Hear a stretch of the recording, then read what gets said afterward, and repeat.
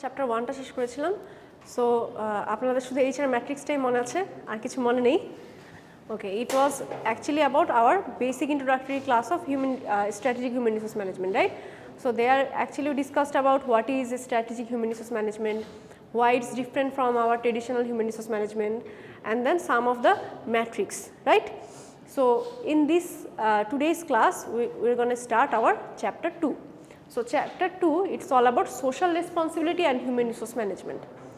Before going to the chapter, someone please tell me, what do you understand by social responsibility? Social responsibility in terms of an organization, in terms of an organization. From an organization's perspective, what do you understand by social responsibility?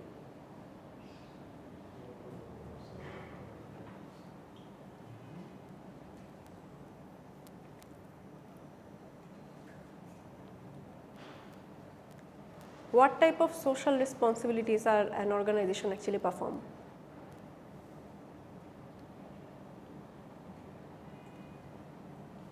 Any idea?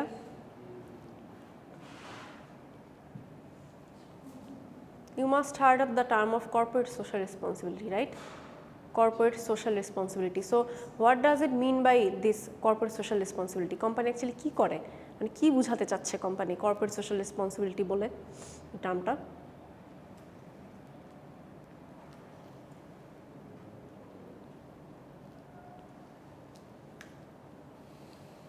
আমরা অনেক সময় দেখি যে অনেক organisation বলে তারা CSR activity perform করে, right? They are doing CSR activities. So what does it mean by corporate social responsibility? That means the company itself have some responsibility toward the society.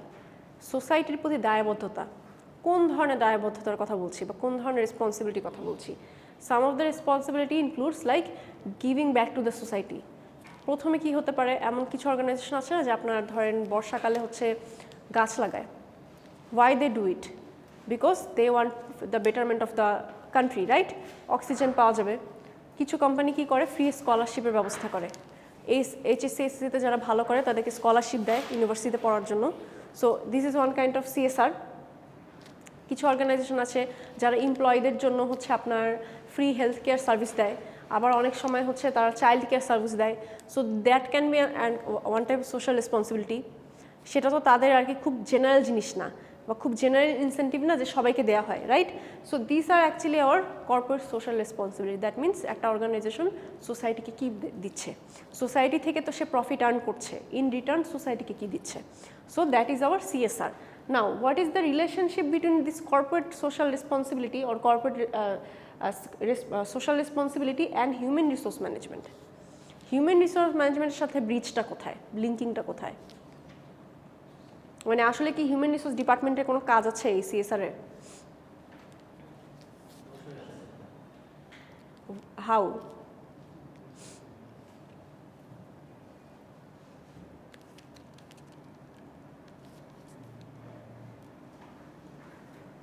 শুধুমাত্র সোসাইটির জন্য, মানে ধরেন আপনার ট্রি প্ল্যান্টেশন বা ভালো কিছু স্কলারশিপ দেওয়াই কিন্তু সোশ্যাল রেসপন্সিবিলিটি না. আপনি আপনার সোসাইটি থেকে এমপ্লয়ি নিচ্ছেন কিনা, মানে তাদেরকে প্রায়োরিটি দিচ্ছেন কিনা, সেই জিনিসটাও কিন্তু হচ্ছে সোশ্যাল রেসপন্সিবিলিটি. ফরসে আপনার কোনো ডিসেবল এমপ্লয়ি, সে হয়তো তার এক পা নাই কিন্তু তার তো ব্রেইন অ্যাক্টিভ, সে তো কাজ করতে পারে, সে কোয়ালিফাইড, বাট আপনার হচ্ছে তার হয়তো একটা ডিসেবিলিটির কারণে তাকে আপনি নিচ্ছেন না. So this is your social responsibility to make sure his or her employment. So এটাও কিন্তু হচ্ছে সোশ্যাল রেসপন্সিবিলিটির আন্ডারে পড়ে. সো এইখানে আমরা সোশ্যাল রেসপন্সিবিলিটির সাথে হিউম্যান রিসোর্সকে লিঙ্ক করতে পারি, because human resource managers are responsible for teaching their employee, right? যে কীভাবে সোসাইটিকে আপনি আসলে দিতে হবে, ফিডব্যাক দিতে হবে. So that our chapter actually represent how human resource management is responsible for our social responsibility. The first topic would be developing female leaders. আমাদের এখন বাংলাদেশে স্টিরিওটাইপিংটা অনেক কম, but once in Bangladesh the stereotyping was like that most of the companies they wouldn't like to take female employees, right? So একটা stereotyping ছিল, but now we are moving forward, moving from that concept, right? So এটা কিন্তু একটা আপনার সোসাইটির প্রতি help করা, because if you মানে এমন যদি হয় যে আপনি অর্ধেক আপনার পপুলেশনকে আপনি বাদ দিয়ে দিচ্ছেন, শুধু অর্ধেক আপনি পপুলেশনকে কাজে লাগাচ্ছেন। So it's bad for the society, bad for the economic growth, right? So এই ফিমেল এমপ্লয়মেন্টের সুযোগ করে দেওয়া এটাও কিন্তু ওয়ান কাইন্ড অফ সোশ্যাল রেসপন্সিবিলিটির মধ্যে পড়ে, ঠিক আছে? যে আপনি ধরেন যার যেটা রাইট জিনিসটা দেওয়া, সেই জিনিসটাও কিন্তু সোশ্যাল রেসপন্সিবিলিটির মধ্যে পড়ে। সো এই জন্য বলা হচ্ছে ডেভেলপিং ফিমেল লিডার্স। এখানে কিছু চেঞ্জের কথা বলা হচ্ছে যে লাস্ট ফিউ ডেকেডসে কিছু বড় বড় কোম্পানি তাদের HR পলিসিগুলো কীভাবে করে চেঞ্জ করলো, আর চেঞ্জ করার ফলে আসলে কি তারা ফ্রুটফুল রেজাল্ট পেয়েছে নাকি এটা নেগেটিভ ইম্প্যাক্ট পড়ে। সো অনেকেই হয়তো আপনারা ফরচুন 500-এর কথা শুনেছেন। Fortune 500, there is a magazine called Fortune 500. In their 500 top world class company, they give the list of 500 companies. For say in this world there would be almost billions of companies, right? আমরা যদি পুরো ওয়ার্ল্ডের কথা চিন্তা করি, among those companies 500 top 500 company in the world, তাদের একটা list প্রতি বছর ফরচুন 500-এর ম্যাগাজিনে দেওয়া হয়। তারা কেন বেস্ট? ফরচুন 500 এই জন্য এই ফরচুন 500-এর একটা famous company is named Safeway. So it's based on California. They are mainly retail store, super shop, grocery retail super shop like Walmart or Target. তারা হচ্ছে যেমন সবচেয়ে কম প্রাইসে হচ্ছে তার গ্রোসারি স্টোর বা হচ্ছে রিটেল স্টোরগুলো প্রোডাক্টগুলো দেয়, এই সেফওয়ে হচ্ছে এরকমই কাজ করে। So Safeway they have big competitors, Walmart and Target. ওয়ালমার্টও তো অনেক ফেমাস, এই রিটেল গুডসই হচ্ছে দিয়ে থাকে। সো এখন তারা চিন্তা করলো, okay how can we bring some uniqueness to our system. Their business policy is same. Target, Walmart, they all sell the same type of product, retail grocery product. Now, how can they make some differentiation? Difference-টা কিভাবে আনা যায়? Then they thought, okay, let us change our employment structure. What happens most of the time? Which people actually go to the super shops for shopping? Male or female? Which gender? Most of the time in super shops, not in the local market, in super shop, the female goes more or the men? Female, right? বাজারে ছেলেরা বেশি যায়, but super stores female go more because ওটা more clean থাকে, so they prefer to go there. So ওরা চিন্তা করলো, okay, if our target audience is most of them are female, so why not change our employability or our human resource in a way, in a certain way, so that the female customers will be attracted. So তারা কি করলো, তাদের যেহেতু 70% customer base female ছিল, তারা তাদের মানে যারা ফেস টু ফেস আর কি সেলস রিপ্রেজেন্টেটিভ থাকে, সেখানে ফিমেলদের র্যাপ আনা শুরু করলো। ব্যাক ইন দ্যাট টাইম, এটা 2000-এর কথা বলা হচ্ছে, ব্যাক ইন দ্যাট টাইম তখনও ফিমেলদের এত ট্রেন্ড ছিল না, রিটেল স্টোরে বা হচ্ছে এরকম সেলস রিপ্রেজেন্টেটিভের এত ফোকাস ছিল না। সো ওই টাইমে মেল ডমিনেটেডই ছিল সব ইন্ডাস্ট্রিতে। সো তারা কি করলো, যেহেতু তাদের কাস্টমার বেস 70% ফিমেল, তারা সেলস রিপ্রেজেন্টেটিভ হচ্ছে রিপ্লেস করতে দিলে হচ্ছে আর তাদের ফিমেল দিয়ে আর কি, ফিমেল এমপ্লয়ি। এখন আপনি যখন একটা নতুন একটা বেস কাস্টমার বেসকে ইন্ট্রোডিউস করছেন, you can not expect they will perform excellent without any training, right? You have to train them. women they didn't have any experience in this sector. How can they give customer service? So তারা training এর ব্যবস্থা করলো। তাদের ট্রেনিংটা ছিল championing change for women. There was a campaign named championing change for women. এই প্রোগ্রামে আপনার ওই যে formal full time career development, আপনি কীভাবে এই সেলস লাইনে ফর্মাল আপনি ফুল টাইম একটা ক্যারিয়ার ডেভেলপ করতে পারেন অ্যাজ আ ফিমেল, সেটার জন্য একটা ট্রেনিং দেওয়া হতো। সো সেইখানে কী হলো, তারা দেখেন 90% of companies 18,000 retail store managers, মানে তাদের 1800 রিটেল স্টোর আছে ও পুরো ওয়ার্ল্ড ওয়াইডে। ওই 1800 রিটেল স্টোরের জন্য 90% হচ্ছে তারা এমপ্লয়ি ওই প্রোগ্রাম থেকে তারা পায়, মানে ফিমেল এমপ্লয়ি তারা ওই প্রোগ্রাম থেকে গ্রুম করে নিয়ে আসে ট্রেনিংয়ের মাধ্যমে। যারা বেস্ট পারফর্মার থাকে তাদের সবাইকে জবে অ্যাপয়েন্ট করে। সো এটা কি এক ধরনের সোশ্যাল রেসপন্সিবিলিটি হলো না? You are teaching, you are educating the society, the women, and also তাদেরকে কী করলেন, একটা এমপ্লয়মেন্টের সুযোগ করে দিলেন, রাইট? একটা লাইভলিহুডের একটা সুযোগ করে দিলেন। সো এইটা কিন্তু ওয়ান কাইন্ড অফ CSR হতে পারে। So they did that. So এটার রেজাল্টটা কী ছিল? নট অনলি দ্যাট, তারা হচ্ছে একটা ওমেন লিডারশিপ প্রোগ্রাম ইনিশিয়েটিভ হচ্ছে তারা নেয়। সো সেইখানে দেখা গেল তাদের এই ফিমেল স্টোর ম্যানেজমেন্টের মানে পরিমাণ বেড়ে গেল হচ্ছে 42%। মানে আগে রেশিওটা ছিল হচ্ছে কাইন্ড অফ 80-20 মেল ফিমেলে, এখন হচ্ছে 42% হচ্ছে আপনার ফিমেলের সংখ্যা বাড়লো। এখন তারা শুধুমাত্র ফিমেল পর্যন্তই হচ্ছে তারা আটকে থাকেনি, তারা চিন্তা করলো okay why not make create some more diversity, আরেকটু ইউনিকনেস কেন আনি না, আরেকটু কাস্টমারকে অ্যাট্রাক্ট করি। ওই টাইমে ইভেন এখনও আছে, সেটা হচ্ছে যে আপনার ফরেন কান্ট্রিগুলোতে দেখবেন আদার যে রেসের বা আদার কান্ট্রি যে মানুষগুলো থাকে তাদের কিন্তু খুব একটা প্রায়োরিটি দেওয়া হয় না, রাইট? তারা হোয়াইট স্কিন বলে বা হোয়াইট পিপলদেরকে সবসময় প্রায়োরিটি দেয়। সো আফ্রিকান আমেরিকান যারা থাকে বা অন্য অন্য যারা হচ্ছে রেসের থাকে তাদেরকে কিন্তু খুব একটা আসলে প্রায়োরিটি দেওয়া হতো না। সো তারা কী করলো, হোয়াইট ফিমেল স্টোর ম্যানেজার্স হচ্ছে তারা নিল 42% অ্যান্ড 31% হচ্ছে ওমেন ইন কালার। তার মানে অন্য অন্য দেশের যারা আছে তাদের হচ্ছে 31% রিপ্রেজেন্টেটিভ তারা হায়ার করলো। সো এইটা কি তার সোসাইটির জন্য একটা পজিটিভ মেসেজ না, যে তারা সবার জন্য জব অপরচুনিটি করে দিচ্ছে? সো এই জন্য তারা হচ্ছে এই ক্যাটালিস্ট অ্যাওয়ার্ডে পেয়েছে। এই ফরচুন 500 কোম্পানি থেকে যারা হচ্ছে একদম টপ 10 তাদেরকে ক্যাটালিস্ট অ্যাওয়ার্ড দেওয়া হয়, এটা খুবই প্রেস্টিজিয়াস। সো ওরা কিন্তু জাস্ট এই প্রমোশনটার জন্য, ওদের নতুন মোটিভটার জন্য তারা এই অ্যাওয়ার্ডও পায়। সো এটা একটা positive change one way, right? একদম ওই ইন্ডাস্ট্রির সিনারিও চেঞ্জ হয়ে গেছে। এখন আপনি চিন্তা করেন, it was a story of back in 2000, right? এখন 2022, এখন কিন্তু বাংলাদেশেও আপনি সুপার শপে গেলে মেজরিটি অফ আপনার sales representative they are female, আপনি ফিমেলই দেখবেন, রাইট? ওটা কিন্তু 2000-এর কনসেপ্ট থেকে আমরা এখন এখানে আসা, কারণ ওরা ফিল করে যে আপনি ছেলে হোক বা মেয়ে হোক, একটা আপনি ধরেন আপনার অডিয়েন্স ছেলে হোক আর মেয়ে হোক বা কাস্টমার ছেলে হোক আর মেয়ে হোক, একটা ফিমেল যখন কথা বলে তখন সবাই শুনতে বেশি ইন্টারেস্টেড হয়। এই জন্য হচ্ছে তারা এই স্ট্র্যাটেজি ফলো করে, because they are more patient.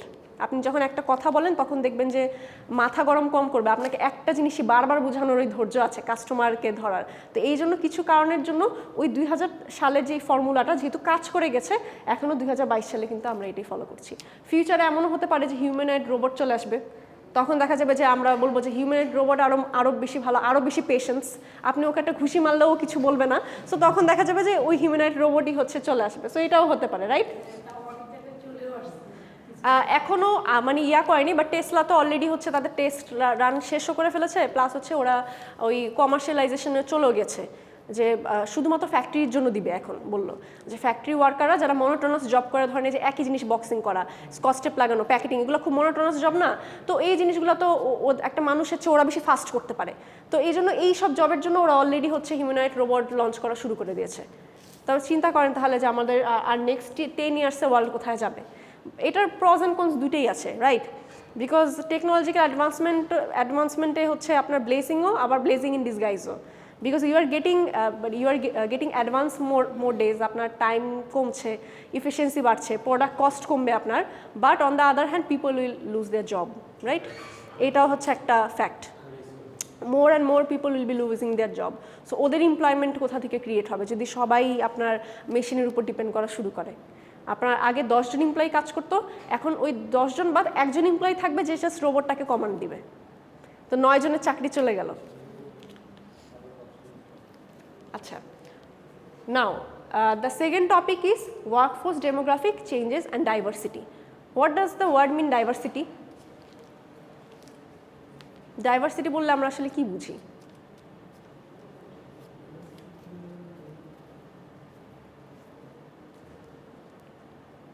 Diversity ওয়ার্ডটার মিনিংটা কি আসলে?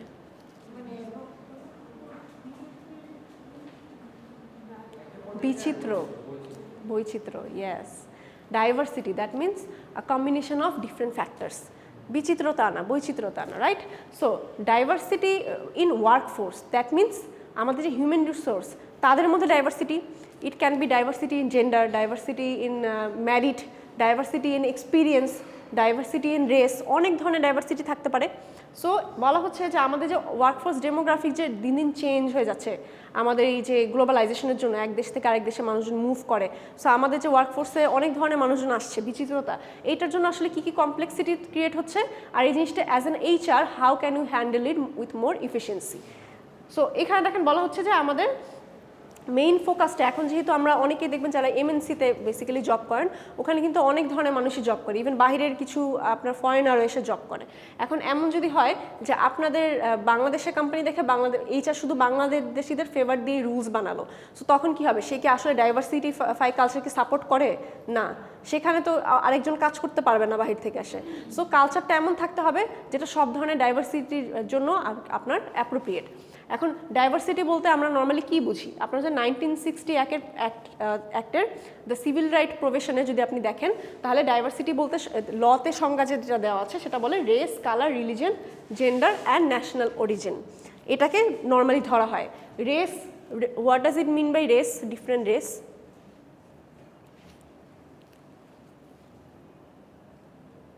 আমাদের থাকে না এথনিসিটি থাকে, যেমন আদিবাসী আমাদের দেশে, তো ওগুলোকে বিভিন্ন ডিফারেন্ট রেশিয়াল না, আবার দেখা যায় অনেকে ল্যাটিনা থাকে, তারপর আমরা বলি উত্তরবঙ্গের বলি, দক্ষিণবঙ্গের বলি, so these are different racial. হ্যাঁ, so they have different racial, right? Then colour means what? Color means not skin color. Color means different color people. That means different culture people, like African, American, Latina. They have different based on color. We are called blackie in abroad, right? Yes. So different color, white. So different color. Religion. That means our different religion. Gender, male, female, and national origin. National origin that means হচ্ছে অনেকে থাকে যারা ধরেন অন্য কান্ট্রিতে move করে চলে যায়, আবার অনেকে থাকে না যে ন্যাশনাল হয়তো অরিজিন বাংলাদেশে বাট তার born and brought up USA. So কিছু ধর ন্যাশনাল অরিজিনিটি তো তাদের মধ্যে থাকে, মানে কিছুটা অন্যরকম ভ্যালু তো তাদের মধ্যে থাকে।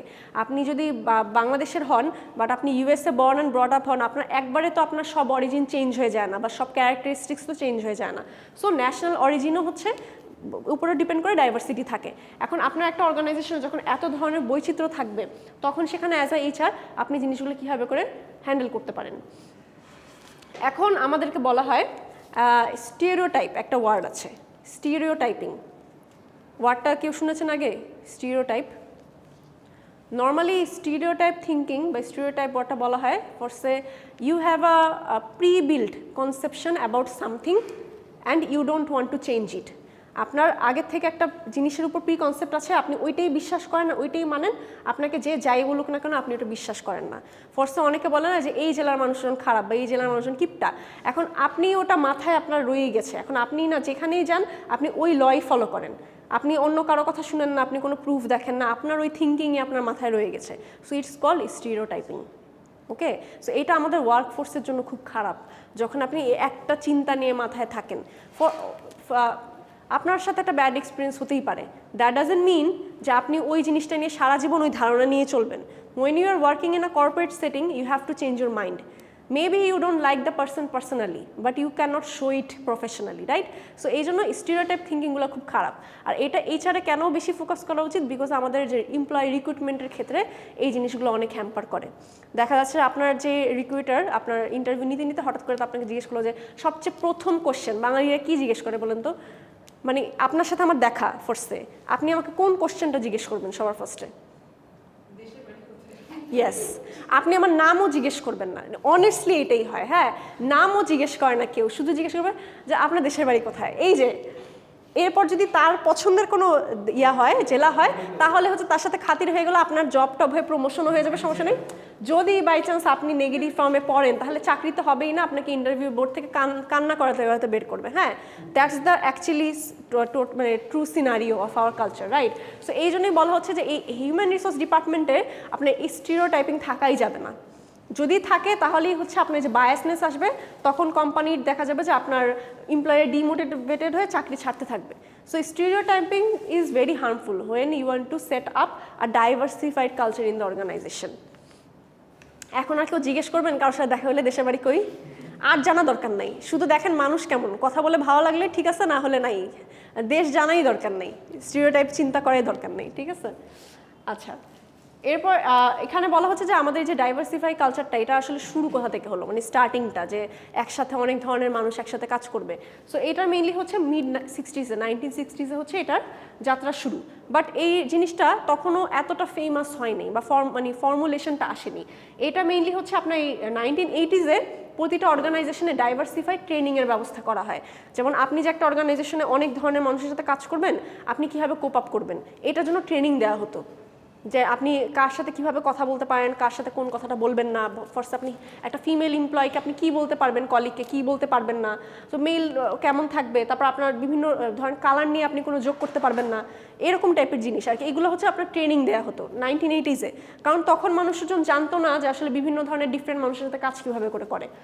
এরপরে 1990s-এ হচ্ছে এই ডাইভার্সিফিকেশন প্রসেসটা একসেপ্ট করা শুরু হয়, মানুষজন একসেপ্ট করা শুরু করে, ওকে একটা অর্গানাইজেশনে অনেক ধরনের মানুষই থাকবে, আমার মেনে নিয়ে কাজ করতে হবে। এই যে ডাইভার্সিফাই কালচারটা মেনে নেওয়া, আন্ডারস্ট্যান্ডিং, একসেপ্টিং, এটা অ্যাকচুয়ালি শুরু হয় হচ্ছে 1990s থেকে। তার মানে দেখেন 1980s থেকে ট্রেনিং হতে হতে 1990s-এ যে মানে ফাইনালি মানুষের মেন্টালিটিটা চেঞ্জ হতে থাকে। এখন একটা রিসেন্ট সার্ভে করা হয়েছিল আমাদের society for human resource management, ওরা হচ্ছে একটা রিসেন্ট সার্ভে করে দেখার জন্য যে আসলে এই ডাইভার্সিফাই কনসেপ্টটা নিয়ে অর্গানাইজেশনের এমপ্লয়ীদের কী মতবাদ। সো এখানে দেখা গেছে যে 71% তারা বলে যে organisation did not have a formal definition of diversity. That means অর্গানাইজেশনে ডাইভার্সিফিকেশন বলতে আলাদা কোনো কিছু তাদেরকে শেখানো হয়নি বা বলা হয়নি, না ট্রেনিং দেওয়া হয়নি, ঠিক আছে। সো এখনও তাহলে চিন্তা করেন যে এখন 2022-এর কথা চিন্তা করলেও সব অনেক organisation 71%, that means the ratio is very high, right.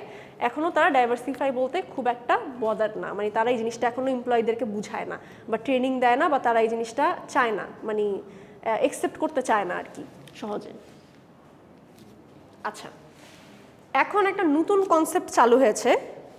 এই ডাইভার্সিফাই কালচারের জন্য ওয়ার্কফোর্সে অনেক ধরনের প্রবলেম হয়, স্পেশালি এমপ্লয়ীদের মধ্যে অনেক ধরনের কনফ্লিক্ট হয়।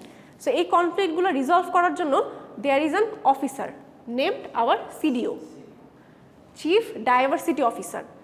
প্রিভিয়াসলি কি হতো, হিউম্যান রিসোর্স ডিপার্টমেন্টই এইসব কনফ্লিক্ট হ্যান্ডেল করতো, কিন্তু পরবর্তীতে দেখা গেল যে হিউম্যান রিসোর্স ডিপার্টমেন্ট অনেক সময় বায়াসড হয়ে যায়। কারণ আপনি যখন একটা আপনার কলিগদের সাথে কাজ করেন, ফরসা আমার এইচআর হেডের সাথে খুব ভালো খাতির, আমি আগেও তার সাথে কাজ করে আসছি, সো সে আমাকে একটু এক্সট্রা প্রেফারেন্স দিবে না, তো আমি যদি কোনো কিছু ভুলও করি সে একটু হাইড করে যায়। তো এই জন্য এইসব কিছু পার্সোনাল জিনিসের জন্য এইচআর ডিপার্টমেন্ট থেকে এই সিডিও অফিসারকে আলাদা করে দেওয়া হয়। তার মানে হিউম্যান রিসোর্স ডিপার্টমেন্ট আর ডাইভার্সিফিকেশন ইস্যু নিয়ে যদি কোনো ধরনের কমপ্লেন অ্যারাইজ হয়, কনফ্লিক্ট হয়, তারা এটা দেখবে না। এটা কে দেখবে? সিডিও দেখবে, চিফ ডাইভার্সিটি অফিসার। এখন প্রথমে কি করা হতো, জেনারেলি সিডিওর কাজ হচ্ছে creating, maintaining and developing work environment. তার মানে তারা কিছু কোড ডেভেলপ করবে যে আপনি এই জিনিসগুলো ফলো করতে হবে আপনার, ওটা কি এমপ্লয়িরা মানছে কিনা আর ওটাকে ডেভেলপ হচ্ছে কিনা, মানে for the betterment of the organisation. So এরকম কোনো কিছু রুল তারা ডেভেলপ করে। এখন এখানে দেখেন বলা হচ্ছে আমাদের executive level position are now found 60% of the, ওই যে আপনার ফরচুন 500 কোম্পানির মধ্যে 60% কোম্পানিতে সিডিও এখন আছে। তারা মানে ফরচুন 500 কোম্পানি যারা বেস্ট কোম্পানি, তারা কিন্তু সিডিও মানে আপনার এই চিফ ডাইভার্সিটি অফিসার আলাদাভাবে তারা এখন অ্যাপয়েন্ট করে, হিউম্যান রিসোর্স ডিপার্টমেন্টের আন্ডারে তারা রাখে না। এখানে আরেকটা ইয়ে আছে, ওকে, এখানে দেখা একটা এক্সাম্পল দেওয়া আছে প্রাইস ওয়াটার হাউস কুপার্সের। তারা কি করে, ওই যে তারা ফার্স্টে একই কাজ করেছিল যে এইচআর ফাংশনগুলো বা ডাইভার্সিফাইড এগুলো হচ্ছে এইচআর হেডের কাছে রিপোর্ট করা হতো নর্মালি, ঠিক আছে, সব সহ। পরে তারা দেখলো যে না, এইচআর মানে ডিপার্টমেন্টটা ভালো হবে, এই জিনিসটা ফাংশন করতে পারে না, আর এখানে কিছু একটা লিমিটেশন রয়ে যায়। সো এই প্রবলেমের জন্য তারা হচ্ছে চেয়ারম্যানের কাছে ডিরেক্টলি রিপোর্ট করা শুরু করলো যে ডাইভার্সিফিকেশন নিয়ে কোনো প্রবলেম হলে, কেউ যদি জেন্ডার জিনিস নিয়ে বায়াসড ফিল করে, তখন তারা কি করবে, ডিরেক্টলি চেয়ারম্যানের কাছে যেতে পারবে। এখন সিনিয়র পার্টনার্স আর কি চেয়ারম্যান। এখন আমাকে বলেন তো, এই জিনিসটাতে কি প্রবলেম সলভ হয়ে যাবে? কেন হবে না?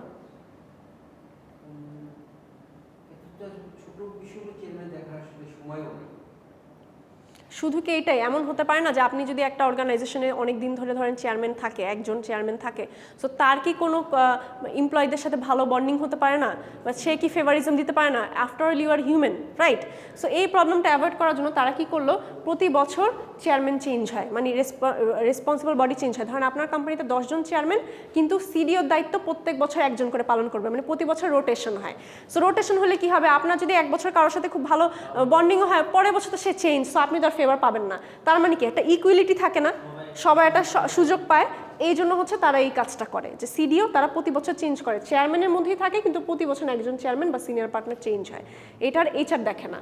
সো ওরা এই প্র্যাকটিসটা করার পরে তারা দেখতে পেরেছে যে তাদের আসলে কোম্পানিতে হাই স্যাটিসফ্যাকশন, এমপ্লয়ি স্যাটিসফ্যাকশন আসছে, আর কনফ্লিক্টটা অ্যাকচুয়ালি কম হয়, কারণ সবার মধ্যে একটা ভয় থাকে যে আসলে এখন তো আমাকে আর ব্যাকআপ দেওয়ার কেউ নাই, সো আমার আসলে I have to act accordingly, right, আমার ওভাবেই চলতে হবে, কিছু করার নেই। আমাকে এরকম একটা এক্সাম্পল দিতে পারবেন আপনাদের কোম্পানিকে এরকম কোনো স্পেশাল রুল আছে যেটা অন্য কোনো কোম্পানিতে নাই? ধরেন এই সব ইস্যু নিয়ে, জেন্ডার ইস্যু, রেস ইস্যু, এগুলো নিয়ে যে প্রবলেম হয় আর কি, রেশিয়াল জিনিসগুলো, রিলিজিয়ন নিয়ে এরকম কোনো স্পেশাল রুল প্রবলেম অ্যাভয়েড করার জন্য, বা আপনি শুনেছেন যে আপনার কোনো জায়গায় এরকম আছে স্পেশাল কিছু? নাই, একজন অর্গানাইজেশন নাই, খুবই ডিসঅ্যাপয়েন্টিং। অ্যাটলিস্ট কিছু মানে ইউনিকনেস থাকে, ধরেন একদম বড় অর্গানাইজেশনগুলো যারা থাকে, স্পেশালি যেমন ইউনিলিভার থাকে, তারপর হচ্ছে আপনার যে নেসলে, ওখানে কিছু কিছু এরকম রুলস থাকে তারা করে।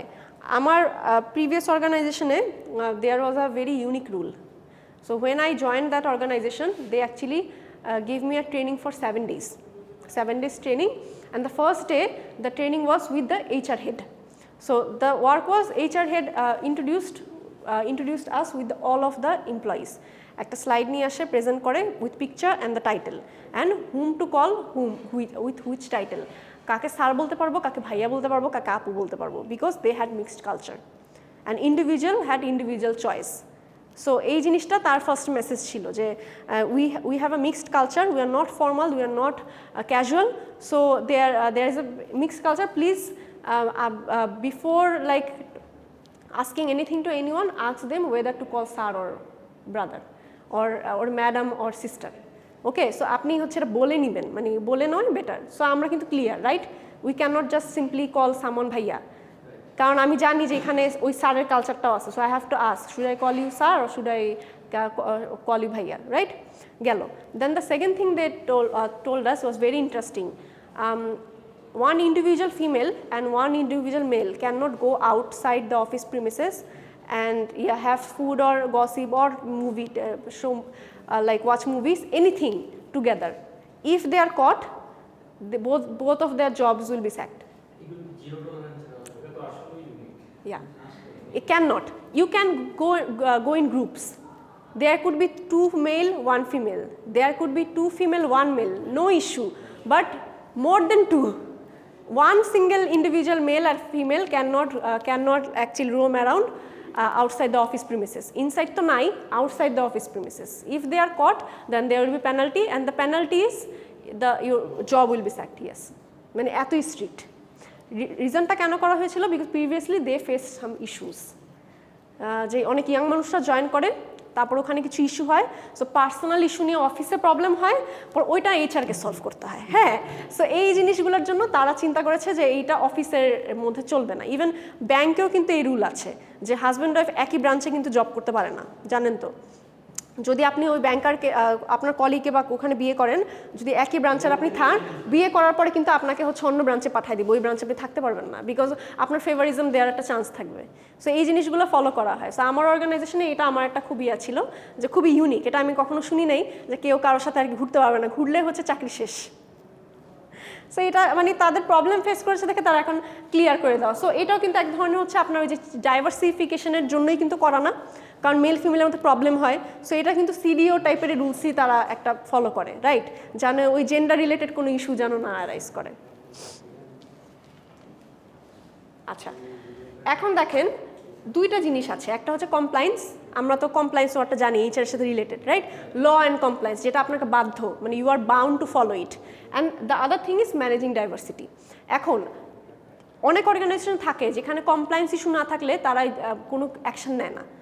আপনার কমপ্লায়েন্স ইস্যু আছে যে আপনার ধরেন এই যদি কোনো জেন্ডার রিলেটেড ইস্যু হয় তাহলে আপনার এটা সলভ করতে হবে, তখনই করে, না হলে তারা ওই ঝামেলায় যায় না। আর কিছু কোম্পানি আছে যারা ওদের অর্গানাইজেশনের ভালোর জন্য, এমপ্লয়িরা যেন স্যাটিসফাইড থাকে, এই জন্যই হচ্ছে ডাইভার্সিটি মেনটেন করে। এখন তাহলে ওই অর্গানাইজেশনগুলোর মধ্যে পার্থক্য কী, যারা একটু ট্রেডিশনাল মাইন্ডেড আর যারা হচ্ছে একটু আপডেটেড? সো মেইনলি পার্থক্যগুলো দেখেন, যারা হচ্ছে শুধুমাত্র ল অ্যান্ড কমপ্লায়েন্সগুলোই ফলো করে তারা একটু দেখা যাচ্ছে যে ম্যান্ডেটরি না হলে করে না, খুব ফোর্সড, যে রুলস না মানলেই না সেটাই মানে। অনেক অর্গানাইজেশনে থাকে না যে আপনার ধরেন যে ওটা কি বলে ম্যাটারনিটি লিভ না পারতে দেয় না, মানে আপনি মামলা করবেন যদি এরকম পর্যায়ে দেন তখন আপনাকে দিবে, তাও হচ্ছে ওটা হয় আনপেইড। আবার অনেক অর্গানাইজেশনে নিজের থেকেই বলে যে take 6 months leave and with paid. So তার মানে কি দুটার অ্যাপ্রোচে পার্থক্য না, একটা হচ্ছে কমপ্লায়েন্স ইস্যুর জন্য দিচ্ছে, আর একটা হচ্ছে যে আসলেই সে এমপ্লয়ি মোটিভেশনের জন্য দিচ্ছে। আরেকটা দেখেন, যারা হচ্ছে কমপ্লায়েন্স ইস্যু বেশি ফলো করে তারা শুধুমাত্র প্রোডাক্টিভিটির দিকে দেখে, যে মানে আমার জাস্ট এমপ্লয়ি প্রোডাক্টিভিটি। আর যারা হচ্ছে ডাইভার্সিফাই ফলো করে দে আর মোর আন্ডারস্ট্যান্ডিং। আপনার ধরেন একজন ক্লোজ রিলেটিভ মারা গেছে, আপনি ফোন করে বললেন যে স্যার আমার তো এরকম সাডেনলি আমার একটু ছুটি দরকার, সে আপনাকে প্রথমেই জিজ্ঞেস করলো তাহলে জয়েন করবা কবে? Would you be very happy to hear this?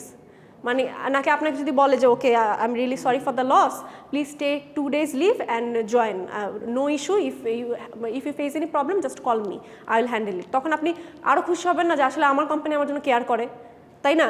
নাকি আপনাকে ধরেই বলবে যে আপনি কবে তাহলে জয়েন করতে পারবেন এইটার জন্য।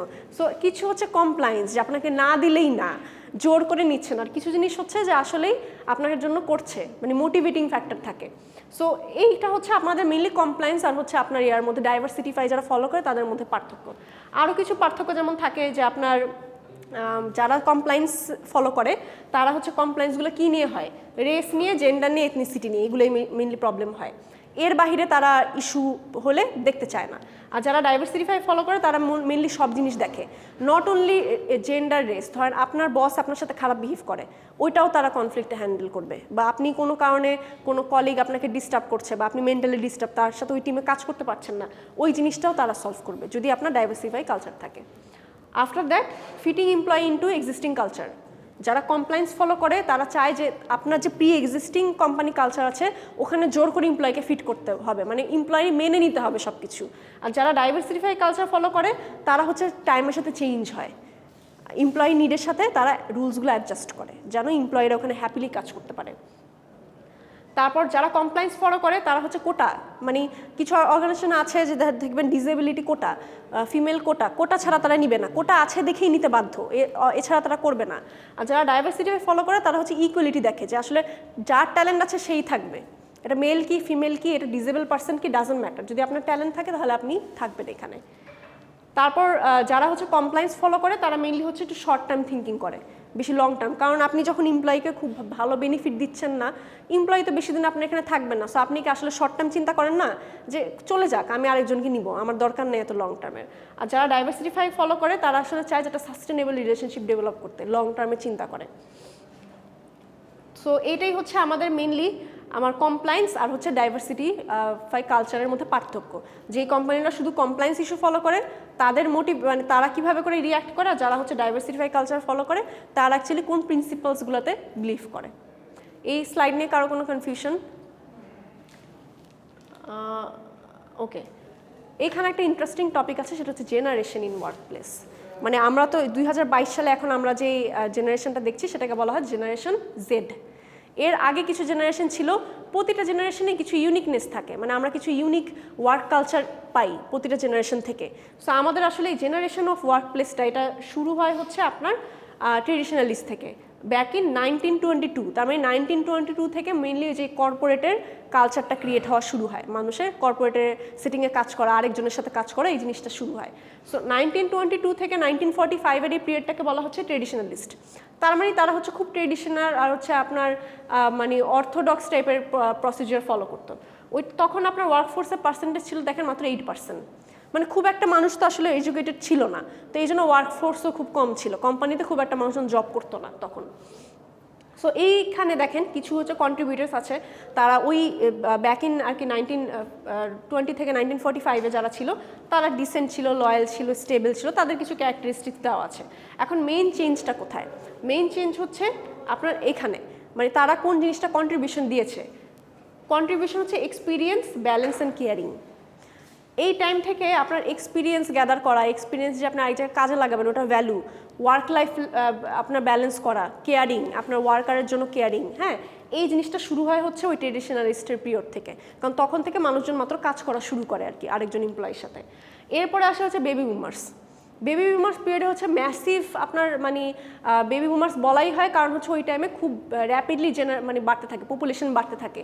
সো ওয়ার্কফোর্সও অনেক হিউজ পাওয়া যায় ওই টাইমটা। এটা হচ্ছে 1964 পর্যন্ত, সেখানে থেকে সবচেয়ে হায়েস্ট ওয়ার্কফোর্স 44, কারণ বেবি বুমার্সে আপনার পপুলেশনটা র্যাপিডলি বাড়তে থাকে ওই টাইমটাতে। সো 44, ওদের মধ্যে দেখেন একটা জিনিস ইউনিক ছিল, সেটা হচ্ছে যে টিম ওরিয়েন্টেশন। ওই টাইমটাতে টিম বিল্ডিং, টিমে কাজ করা, এই জিনিসটা ডেভেলপ হয় ওই পিরিয়ড থেকে। সো তারা বেসিক্যালি রিলেশনশিপে বেশি ফোকাস করতো, আর যে কোয়ার্কারের সাথে কীভাবে কাজ করা যায়, কীভাবে সিকিউরিটি মেনটেন করা, মেইনলি হচ্ছে যত কিছু টিম বিল্ডিংয়ের জন্য যত কিছু দরকার, এই জিনিসটা শুরু হয় হচ্ছে আমাদের বেবি বুমার্স থেকে। আফটার দ্যাট হচ্ছে আমাদের জেনারেশন এক্স, যেটা ছিল 1965 থেকে 1980 পর্যন্ত। ওখানে ওয়ার্কফোর্সের পরিমাণ ছিল 34%, বেবি বুমার্স থেকে একটু কম। তাদের মেইন জিনিসটা কী ছিল, তারা জব ফোকাসে বেশি ছিল। ওই জেনারেশনের মানুষগুলা টিম বিল্ডিং খুব একটা এফোর্ট দিত না বা টিম ওয়ার্ক পছন্দ করতো না। তারা মনে করতো যে তাদের হচ্ছে মানে চ্যালেঞ্জ, মানে কাজ দিবে, কাজটা করে দেখাবে, তাদের ইন্ডিভিজুয়াল গ্রোথ, ইন্ডিভিজুয়াল চ্যালেঞ্জ, ওই ইন্ডিভিজুয়াল আউটকামের উপর হচ্ছে বেশি তারা মানে ফোকাস করতো। জব ওরিয়েন্টেড ছিল, কাজ দিবেন কাজ করে দিব, মানে এই জিনিসটাই হচ্ছে তাদের ফোকাস ছিল। After that comes our generation Y. Generation Y হচ্ছে 2000 পর্যন্ত পিরিয়ডটাকে জেনারেশন ওয়াই বলি। সেখানে 14% ছিল অ্যান্ড ইনক্রিজিং আর কি ওই পিরিয়ডটা। সো ওইখান থেকে আমরা মেইনলি হচ্ছে আমাদের কালচারাল ভ্যালুটা পাই। একটা অর্গানাইজেশনে অনেক ধরনের মানুষ থাকলে কীভাবে কালচারাল চেঞ্জটা কীভাবে হয়, ওটা কি অটোনমাস হবে নাকি ফ্লেক্সিবল হবে, মানে আপনি কি ডিসেন্ট্রালাইজ সিস্টেম ফলো করবেন নাকি সেন্ট্রালাইজ সিস্টেম ফলো করবেন। তো মেইনলি হচ্ছে work culture, ethics, social responsibility, এই জিনিসগুলো হচ্ছে আমরা এই জেনারেশন থেকে পাই, generation Y. And the last generation, that means today's generation, এই যে এখন যেটা চলছে স্টিল 2000 অনওয়ার্ডস, 2000 থেকে এখন পর্যন্ত, that is called our generation Z, যেখানে আমরা এখন আছি। Generation Z is mainly combined of all the generations, traditionally generation X, Z, baby bloomers, সব মিলে হচ্ছে আমাদের জেনারেশন জেড। সো প্রথমেই দেখেন দে আর মোস্ট সোশ্যাল, কারণ আমরা কিন্তু এখন ফেস টু ফেস হচ্ছে অনেক সার্ভিস দিই, আমরা যে কোনো জবেই কিন্তু হচ্ছে ফেস টু ফেস কমিউনিকেশন বেশি করি। So we have to be social. Then multitasker, এখন একটা এমপ্লয়ি শুধু একটা জব টাইটেল থাকলে একটা কাজই করে না, জব টাইটেল একটা কিন্তু কাজ কিন্তু অনেকগুলাই করে। So multitasker. তারপর বলা হচ্ছে অন্টারপ্রেনিয়ার্স, দ্যাট মিনস অন্টারপ্রেনিয়ার্স মানে কি, এখানে বলা হচ্ছে যে বিজনেস ডেভেলপ করা একটা এমপ্লয়ের কাজ, যে বিজনেস গ্রো করা বা বিজনেসম্যান হওয়া, এটা কি বলা হচ্ছে? Not only leadership, entrepreneurship আসলে মানে কি? When we say entrepreneurship, the word, what does it mean? Or entrepreneur, উদ্যোক্তা, রাইট? উদ্যোক্তা তার মানে কি শুধু আপনি একটা বিজনেস আপনি অপারেশন চালু করলেন এটাই কি উদ্যোক্তা? আপনার একটা আইডিয়াকে এটা উদ্যোগ না? আপনি একটা নতুন ইনোভেশন করেছেন, একটা আইডিয়া নিয়েছেন, so that will be also called entrepreneur, যে আপনি একটা নতুন আইডিয়া মানে উদ্বোধন করেছেন বা একটা নতুন একটা সিস্টেম চালু করেছেন। সো এই অন্টারপ্রেনিয়ারশিপটা থাকতে হবে। আপনার ডিপার্টমেন্টে একটা প্রবলেম ফেস হচ্ছে, আপনি নতুন একটা টেকনিক আবিষ্কার করলেন, so you can call yourself an entrepreneur, কারণ আপনি নতুন কোনো কিছু ইনভেন্ট করেছেন। তারপর হচ্ছে বলা হচ্ছে educated, now we are focusing more on our education, right? এখনকার জেনারেশন যে আমাদের আসলে জানতে হবে। আগে কি করতো, মানুষজন বলতো যে আচ্ছা কাজ করে করে শিখে যাব। এখন আমরা বলি যে হ্যাঁ কাজ করে শিখবো, ঠিক আছে, কিন্তু আগে আমাদের নলেজ থাকতে হবে, নলেজটার উপর ফোকাস করি। Then philanthropist, that means who likes to do good in the society, because we are talking about social responsibility. তার মানে এখনকার এমপ্লয়িরা সোশ্যাল রেসপন্সিবিলিটিও হচ্ছে ফলো করে, কিভাবে সোসাইটিকে ফিডব্যাক দেওয়া যায়।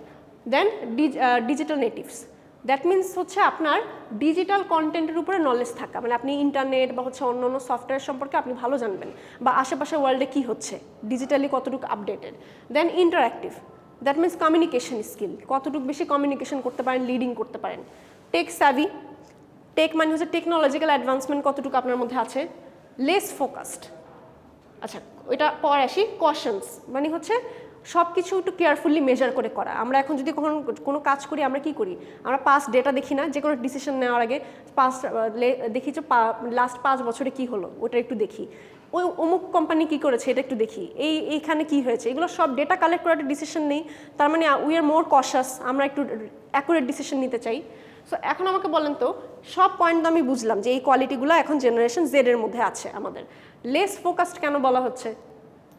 Is it A good thing?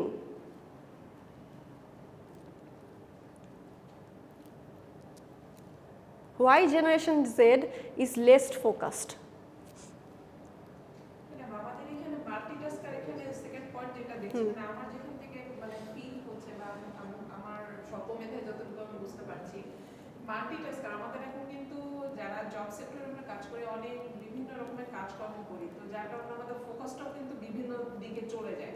আমাদেরকে একটা জায়গায় আমাদেরকে মানে সেন্ট্রিক থাকতে হবে যে আমাদের মেইন কাজটা কি, জাস্ট ওইটাতেই আমরা ফোকাস করব। আপনার first half you are exactly right, but not the second half.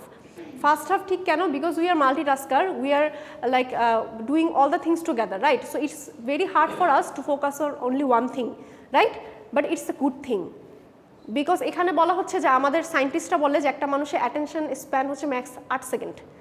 আপনি একটা পার্টিকুলার জিনিসের উপর 8 সেকেন্ডের বেশি অ্যাটেনশন রাখতে পারবেন না, আপনার তখন নতুন টেকনিক নিতে হয়। ইভেন আপনারা যে ক্লাস করেন দেখবেন যে আপনি একটু নড়ে চড়ে বসেন না, একটু চোখ ইয়া করেন, এইদিকে তাকান, কেন? বিকজ 8 সেকেন্ডের পর আপনার অ্যাটেনশন আর থাকে না, আপনি হয়তো শুনছেন বাট ব্রেন আর প্রসেস করে না।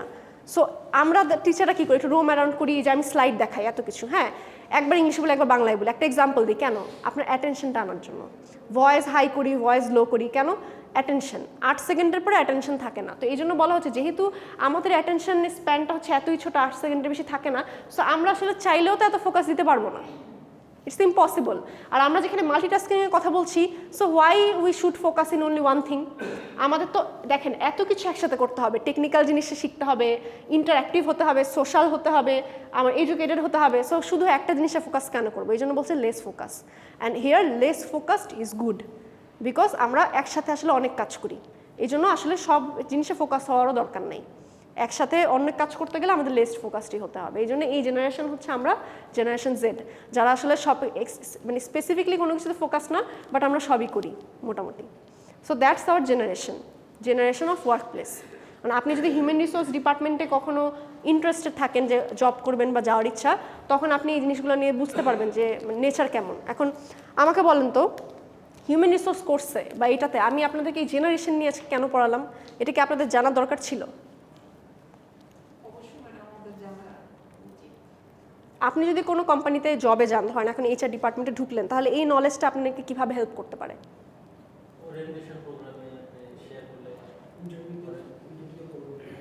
Only for that? How would it help you? Exactly. Because in an organization there could be multiple generation people working together.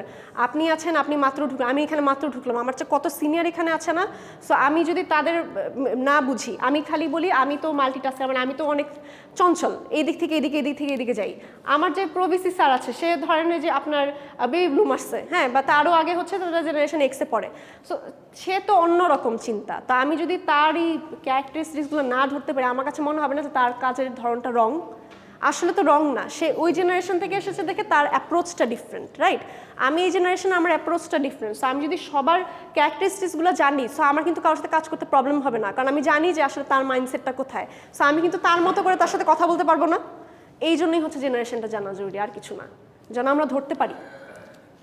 So that's all from our today's class. Inshallah, in next class we will be continuing from our individual with disabilities. আপনাদের স্লাইডটা already পোর্টালে দেওয়া আছে, chapter 1 to 2টাই দেওয়া আছে, student পোর্টালে ঢুকলেই পাবেন। আজকের ক্লাস নিয়ে কোনো কোয়েশ্চেন? আপনারা কি সব বুঝতে পারছেন নাকি কিছুই বুঝতে পারছেন না? I am really confused. True, সত্যি তো? আচ্ছা, যদি কোনো প্রবলেম হয় তাহলে আমাকে অবশ্যই বলবেন, ঠিক আছে? নেক্সট ক্লাসে আমি তো স্লাইড দিয়ে দিয়েছি, সো একটু দেখে আসেন, যদি মনে করেন প্রবলেম তাহলে আমাকে জানাবেন। আপনাদের অ্যাটেন্ডেন্স শিটে সাইন করা হয়েছে সবার? আচ্ছা, আমাকে একটা, আমি আপনাদের ছোট একটা সার্ভে করি, হ্যাঁ, 2 মিনিট। আমাকে বলেন তো, how can I improve my teaching? How can I be more effective and efficient? What do you think? আমার এখানে সবকিছু ঠিক আছে নাকি কোনো জিনিস ইমপ্রুভমেন্ট করা দরকার? আমি এটা প্রতি ক্লাসে জিজ্ঞেস করি, মানে আমার ভালো লাগে, কারণ অনেকে অনেক ধরনের সাজেশন দেয়, তো তখন আমার মনে হয় আচ্ছা ওটা করলে তাহলে আমার জন্য একটু বেটার। সো এই জন্য হচ্ছে আপনাদের জিজ্ঞেস করা, যে আপনি যদি মনে হয় যে মিস আপনি ইংলিশটা বলে আমি একটা কথা বলি ম্যাডাম, আমরা ফার্স্ট সেমিস্টার আমরা ক্লাস করেছি, মাঝখানে তো হ্যাঁ এই আজ শুরু কথা বলছি, আমার গ্রুপে ছিল, আমি বলছিলাম যে কাজে ম্যাডাম অনেক ইমপ্রুভ করেছি, টিচিং ক্যাপাসিটি ম্যাডাম, এবং এভরিথিং, মানে ওই 1 বছর আগে ম্যাডাম আর আজকে অনেক শুনে ভালো লাগে, আলহামদুলিল্লাহ, যে আমি ইমোশন হয়নি, আই এম প্রোগ্রেসিং, রাইট? যে কাজ করা ঠিক আছে, right? I am going the right towards. আসলে আপনাদের সাথে মনে হয় আপনার সাথে হচ্ছে আমার ফার্স্ট, মানে you are the first batch to whom with whom I have physical class, first physical class, because আমি যখন এখানে জয়েন করি back then it was COVID, and the COVID time we had to take class via Zoom, so Zoom A class নেওয়া আর physical class নেওয়া is a big difference, right? And frankly speaking, you all are most of you all are senior than me, হ্যাঁ, তো ওই জায়গায় হচ্ছে আপনার কিন্তু একটা কাজ করে। MBA স্টুডেন্টদের যেমন আমি হচ্ছে যে ফ্লেক্সিবল, MBA তে এক্সপেরিয়েন্সটা নাই, বাট আমার ওই লেভেল পর্যন্ত এক্সপেরিয়েন্স। সো আমাকে যখন বলা হলো তোমার you have to take MBA class, and when I got in the class যে সবাই সিনিয়র, হ্যাঁ, তখন ওখানে কিন্তু একটা কাজ করে যে আসলে কিভাবে ওই জিনিসটা গ্র্যাব করা, to have this confidence, two boost that confidence, ওইটার জন্য একটু টাইম লাগে। সো আপনারা ফার্স্ট ছিলেন একদম, তারপর একটা ব্যাচ আসছে, তারপর এখন আমি আরেকটা, মানে fourth semester running. So from second semester to fourth semester gradual improvement, যেটা আলহামদুলিল্লাহ শুনে ভালো লাগলো। আপনার সাথে আমার ফার্স্ট ক্লাস, আমি ইন্ডিপেন্ডেন্ট বিবিএ হোল্ডার, তো বেশ ভালোই লাগছে ম্যাডাম, খুবই ভালো লাগছে। তবে আমার মনে হয় যে ম্যাডাম মানে ডেলিভারি স্পিচটা মনে হয় একটু ফাস্ট। দেখেন আমি ফার্স্ট নরমাল একটা কথা বলি, আমার যখন মানে হঠাৎ করে মাথায় আসে বেশি জোরে কথা বলছি, তখন আমি আবার একটু আস্তে হয়ে যাই, আবার যখন ভুলে যাই তখন আমি আবার ফার্স্ট পেজে কথা বলা শুরু করি। যখন এক্সাম্পল বলতে ম্যাডাম অনেক জোশ নিয়ে ক্লাসটা করেন, এটা বোঝা যায়। আমি অ্যাকচুয়ালি টায়ার্ডই থাকি, কারণ আমার ফ্রাইডেতে একদম কনজিকিউটিভলি ক্লাস থাকে, কিন্তু আমি যখন ক্লাসে আসি না, মানে একবার কথা বলা শুরু করলে তখন আমি খুব এক্সাইটেড হয়ে যাই, ঠিক আছে? মানে আপনার যে জিনিসটাতে প্যাশন, আপনি তো ওটাতে ভালো এক্স্যাক্টলি ম্যাডাম, তো ওই জায়গাটাতে একটু আপনার সাথে মানে কোপ আপ করে নিতে একটু লাগছে আর দ্যাটস কি। A good point. আমাকে একটু মানে একটু হ্যান্ড রেজ করবেন, বুঝছেন, তাহলে আমি বুঝবো যে আমার স্লো যেতে হবে, তাহলে আমার ইমপ্রুভমেন্ট হবে, ঠিক আছে? থ্যাংক ইউ, সবাই ভালো থাকবেন।